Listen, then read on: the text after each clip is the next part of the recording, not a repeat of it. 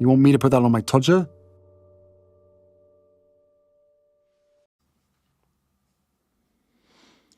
Harry's wife.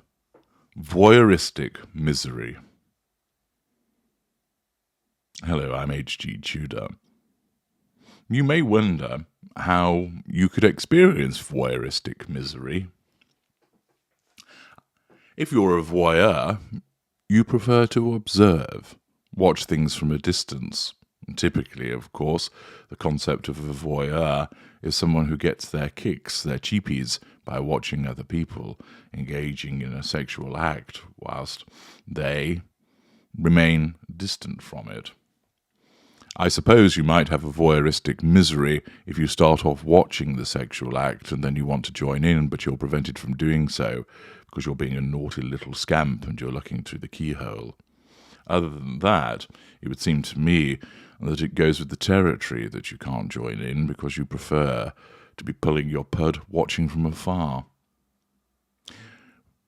With all of that stated, what is the voyeuristic misery in relation to Harry's wife? Well, the Daily Mail, in an article by Martin Robinson, explains Harry and Harry's wife's new Netflix Great Expectations project is nothing new. Charles Dickens experts say Sussex's attempt to make a feminist TV hit will end up being a voyeuristic misery. Quelle surprise. Another individual, understandably slating the Sussex's attempts to create some content. A pair of dullards, unimaginative, bereft of talent, drifting along on the tide of money from Netflix, but not able to put anything together that is of interest or of note. Mr. Robinson writes, Harry and Harry's wife's plan to make a Great Expectations prequel about Miss Havisham is not new and could be more voyeuristic misery than feminist TV hit, a world-leading Dickens expert told Mail Online.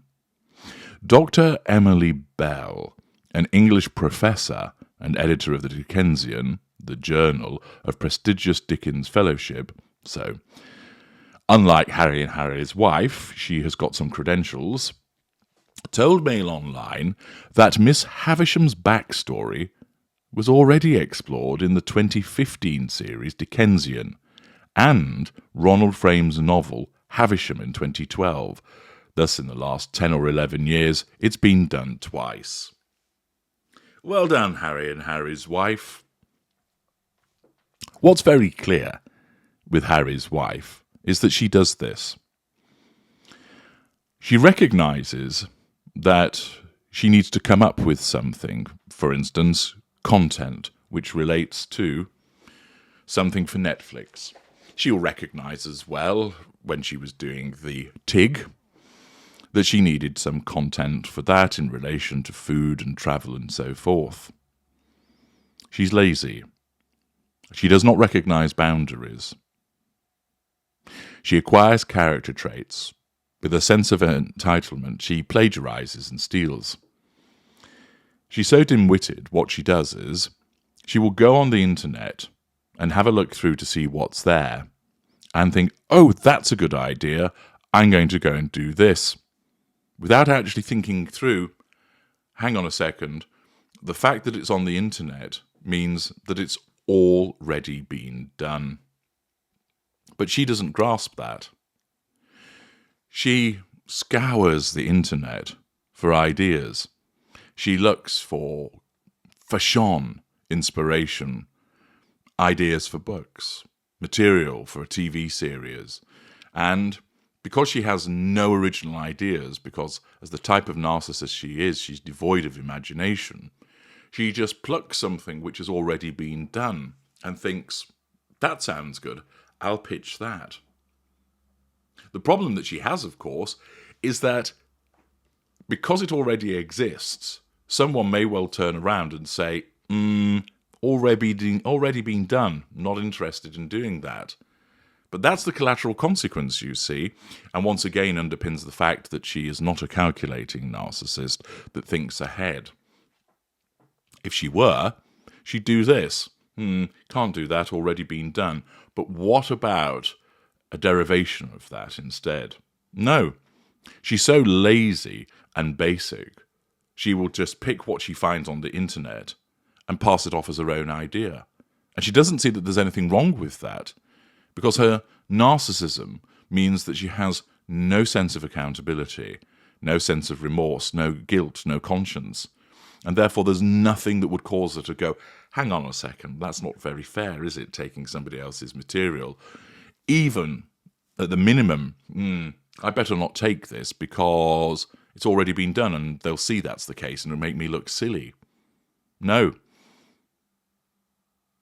Unthinkingly, she just takes the idea, pitches it, passes it off as her own, and then, of course, reacts badly when she's told, no, or this has been done already.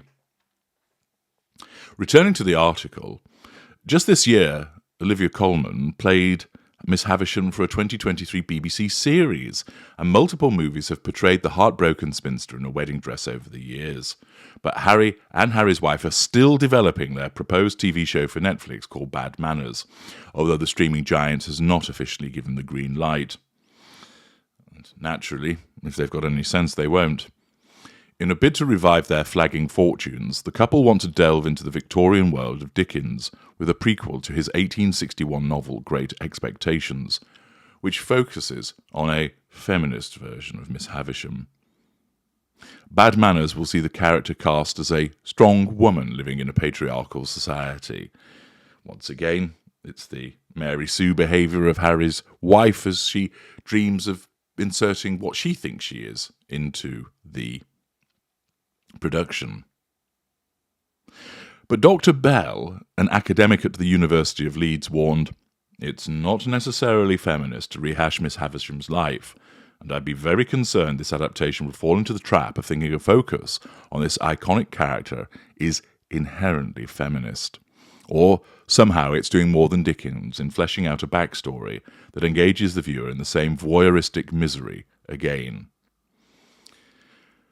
Undoubtedly, were Harry's wife to read that, she wouldn't understand what the good doctor is talking about, because she's essentially pretty dim. In Great Expectations, Miss Havisham is a lonely spinster who wears a tattered wedding dress for the rest of her life after being jilted at the altar. She lives in a rotting mansion, Sartis House, with her adopted daughter, Stella, who she teaches to torment men with her beauty. Havisham lures in the book's hero, Pip, and ensures he falls in love with Estella, just so she can break his heart. But late in the novel she repents and begs Pip for forgiveness after Estella shuns him to marry violent rogue Bentley Drumley. Shortly afterwards her wedding dress is set alight by an open fire. She suffers burns and dies weeks later despite Pip's efforts to save her. Her final words are an apology to Estella. Dr. Bell said there's a risk with these prequels of just making the viewer watch and rewatch the traumatic foregone conclusion of Miss Havisham's ending, and we all know how it ends. Making her a strong woman living in a patriarchal society seems to invite us to watch a strong woman get broken without what Dickens gives us. A sense that things can be righted, even if in only small ways and only for the next generation at the end. She added, that said, it's wonderful that Dickens retains such interest and that people keep coming back to his stories. There is great academic debate about whether Miss Havisham is a feminist, fatally flawed or otherwise.